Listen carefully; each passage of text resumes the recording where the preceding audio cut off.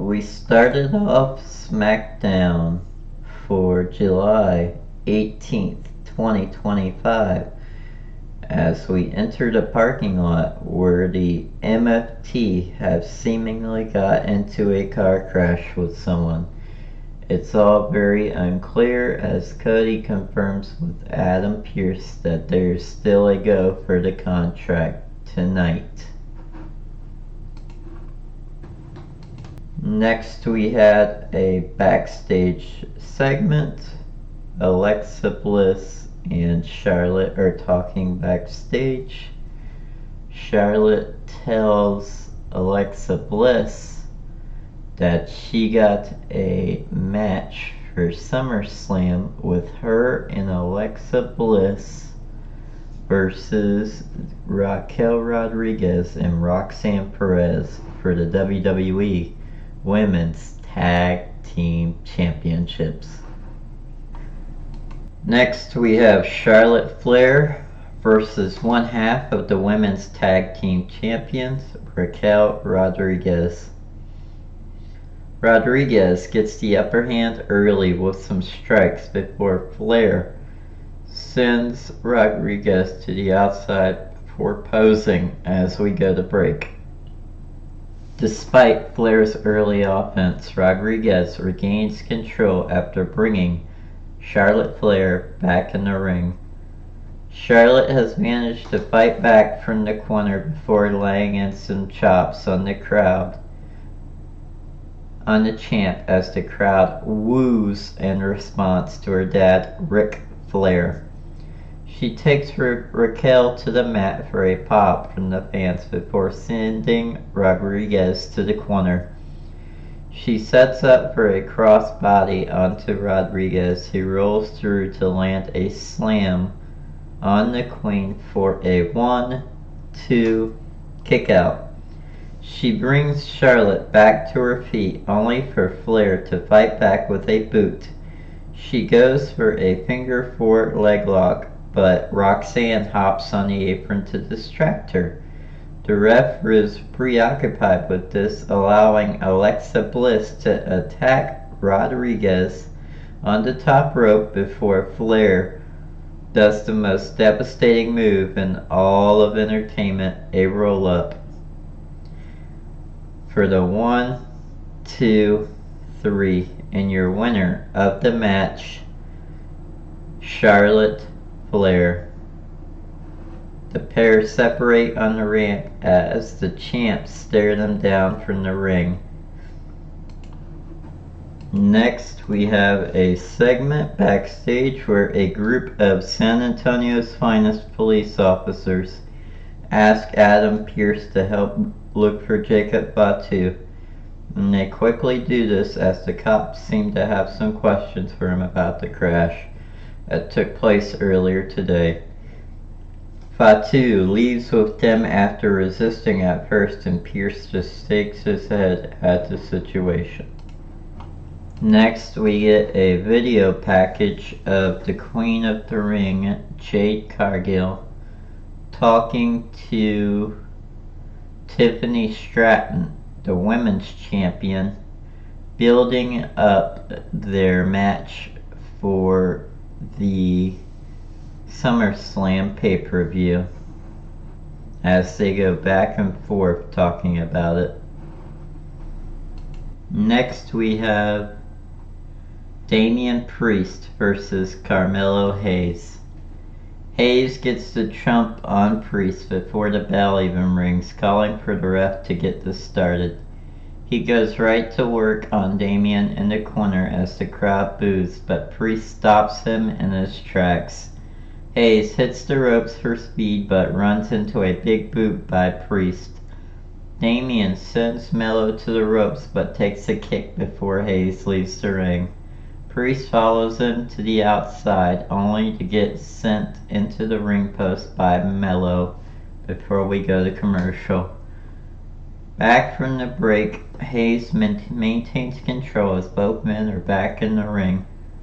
He runs down Priest, who fires back up to lay into Melo. This doesn't last long, however, as Hayes catches him with a beautiful cutter between the ropes. He heads to the corner, tuning up the band for Sweet Chin music is no good, and he gets caught with a boot by Priest.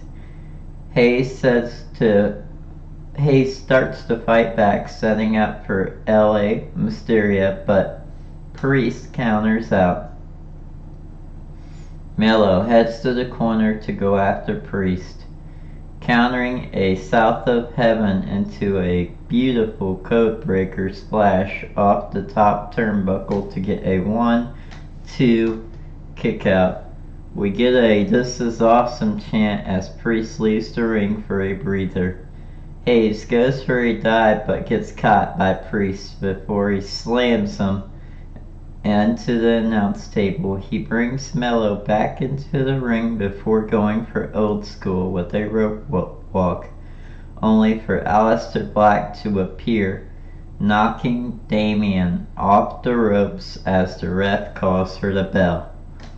And your winner by disqualification, Damian Priest. Hayes eventually opts to leave the ring rather than deal with Black, who hits a beautiful black mass on Priest before sitting down beside him, saying, "I heard you were looking for me." Next we have a video package with the Wyatt Six, who delivers a message about stripping their foes of their wicked desires. They offer to be a guide to those who follow with that, as we hype up the #1 Contenders match for the tag team titles next week. Next we have the United States Champion Solo Sikoa and his MFTs making their way down the ring to what feels like an awfully muted response from the crowd. Solo has a microphone as he talks about tonight proving what kind of man Jacob Fatu really is, saying he only cares about himself. The crowd are getting more riled up as Sikoa talks about bringing Jacob to WWE and helping him feed his family, and how Fatu deserves none of it. Jacob betrayed the only real family he has, and Solo should have known, once a criminal, always a criminal. Solo is soon cut off as we get a look on the screen where Jimmy Uso awaits the arrival of a police car as Jacob Fatu steps out. The cop says they've determined based on the footage that he is not the person of interest and is free to go. With that, Jacob makes his way through Gorilla's position, heading straight down the ramp as Jimmy Uso catches the group by surprise. Fatu enters the ring to clean house as we see Tala Tonga trying to dismantle Jimmy, only to take a dive through the ropes by Fatu. Tala rises back to his feet to stand before Jimmy and Jacob lands him kicks, leading to a crossbody by Jimmy to send the tallest of the Tongas to the floor. Jacob gets back in the ring as Jimmy stops Solo to bring him back in the ring for a thrust kick by the Samoan Werewolf. Jacob sets up a chair around the neck of Sikoa in the corner, but is cut off by JC Mateo before he can go through with the attack. Tala brings Sikoa out of the ring as Mateo and Tama take a splash and moonsault by the Fatu Uso connection.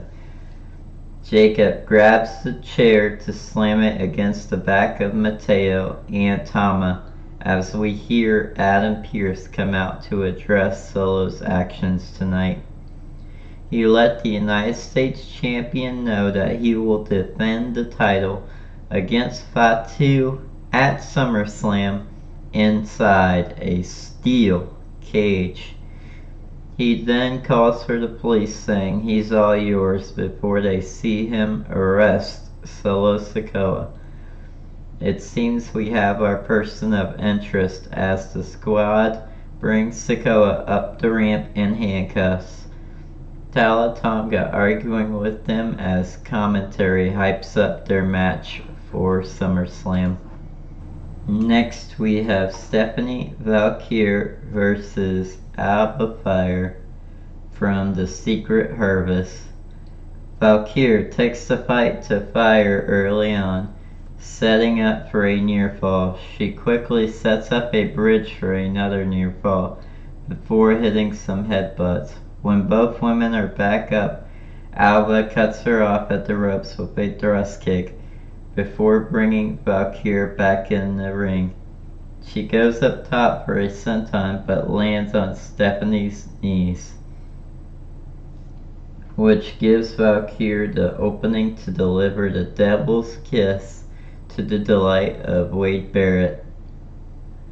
Vaquer then connects with the SVB for the 1, 2, 3, and your winner of the match is Stephanie Vaquer.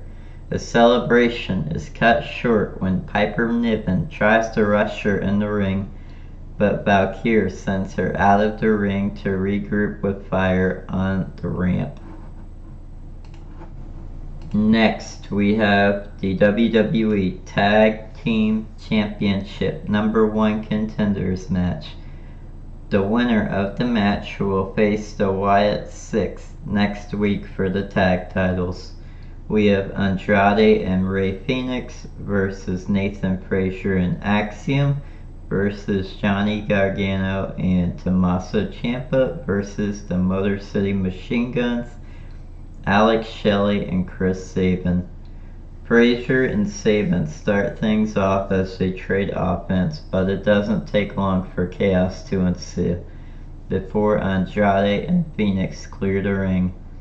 Fraxiom gets a measure of revenge before the Motor City Machine Guns send him out of the ring for a baseball slide on DIY on the outside.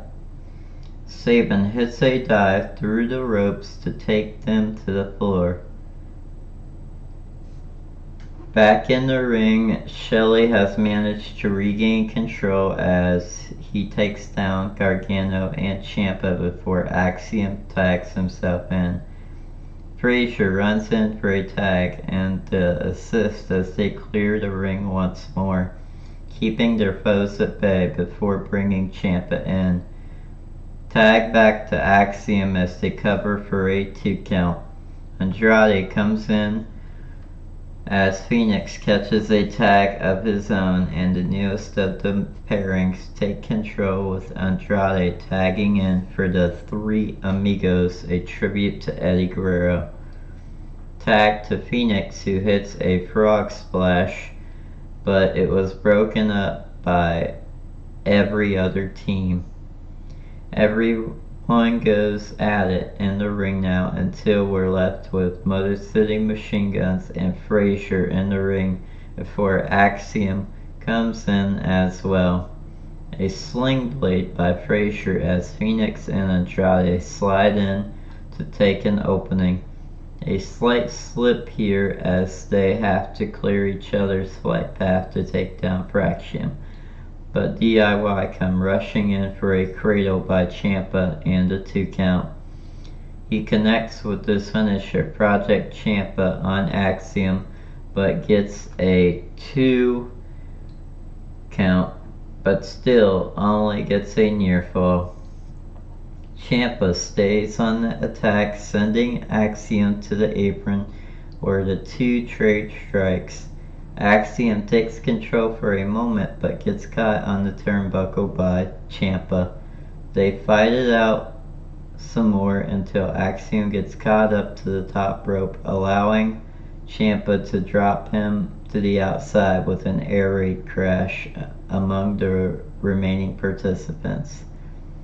Everyone is struggling to get back to their feet until Gargano is the first up, with Ciampa sending Axiom back in the ring for a running knee gets a near fall. Tag made to Gargano, but fairy tale ending gets interrupted with a tag from Sabin as we come back from commercial. Shelley comes running in and they drop Gargano before turning their attention to Axiom. Andrade stops in for a blind tag, sending Sabin out of the ring before standing over Axiom. Andrade goes up top but is intercepted by Axiom, who sets Andrade up for a Spanish fly off the top rope.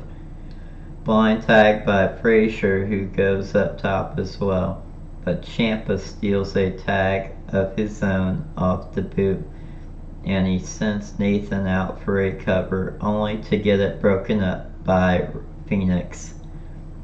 The ring gets cleared out as Andrade looks for the message, but Candice LeRae distracts him for a roll-up, which gets a 2 count. Fenix comes rolling in to take Gargano back out the ring, allowing Andrade to hit the message and pin him for the 1, 2, 3. And your winners of the match and the number 1 contenders are Andrade and Rey Fenix, and they celebrate as they face the Wyatt Six for the WWE Tag Team Championships next week on Friday Night Smackdown. Next we have the main event segment. Cody Rhodes and John Cena signed a contract for their undisputed WWE Championship match at SummerSlam. Adam Pearce is standing by, welcoming us to the contract signing. First, we have the challenger, Cody Rhodes, making his entrance to a big pop from the crowd.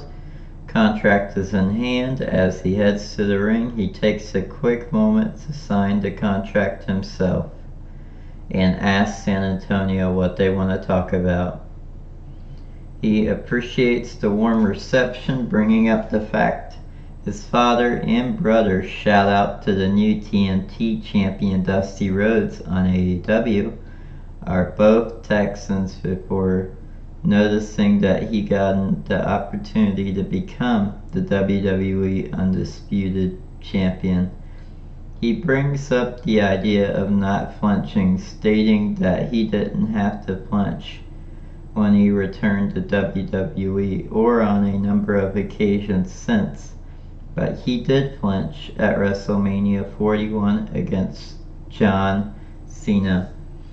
The mention of the champ gets a mixed reaction from the crowd. Rhodes understands the inevitable task of trying to take the title away from one of the most beloved wrestlers in the history of our game, but it is the task given to Cody for SummerSlam. It takes 2 for this dance to work, so he asked Adam Pearce to help move this along. Pearce agrees and introduces the undisputed WWE Champion, John Cena. A big pop followed by John Cena sucks chants reveals the mixture of opinion on the wrestling fans attending the event. As Cena makes his way down the ring, Cena enters the ring calling for the music to get cut before asking Cody to take a seat. Cena also sits down, but before he signs, he says he has bad news for everyone. He is not going to be at SummerSlam. The crowd starts booing as Cena addresses having a film for the big project with Netflix, and due to exhaustion involved, it is best that he doesn't physically compete at SummerSlam. He tries to explain the situation, offering to do the match in Paris or something, but if he puts his name down, he has to be at SummerSlam. Right now, physically and emotionally, Cena can only give the fans so much. He thanks the fans for their understanding. He promises Cody he'll get his rematch, but it won't be at SummerSlam. Cena takes his leave from the ring, but Rhodes runs after him, and sends him into the ring post, only for Cena to fight back, sending Rhodes into the ring steps instead. He sends Cody into the ring before grabbing a title from the ramp. Cena gets back in the ring, tries to hit Cena with the title, but misses Cody. That allows Rhodes to hold the belt in his hands instead. He makes good on what Cena could not, taking the champ down with a shot to the head with the championship. Before putting him onto the table, he takes the contract before going up top, driving Cena through the table before grabbing Cena's hand to forcibly sign the contract for the match, for which Cody reveals is also a street fight. This gets a big pop from the crowd as Cody takes the title once more, standing tall with an air of confidence about him to bring Smackdown to a close. This was a good show overall. I'm gonna give it a 7 out of 10 personally. I like the Cena segment. I like the United States Champion Solo Sikoa and Jacob Fatu statement, building up hype for their match at SummerSlam, and I like the #1 Contenders match for the tag titles. But let me know what you think. Do you like this episode? Leave a comment if you do. Take care, everybody, until you see me again. Peace.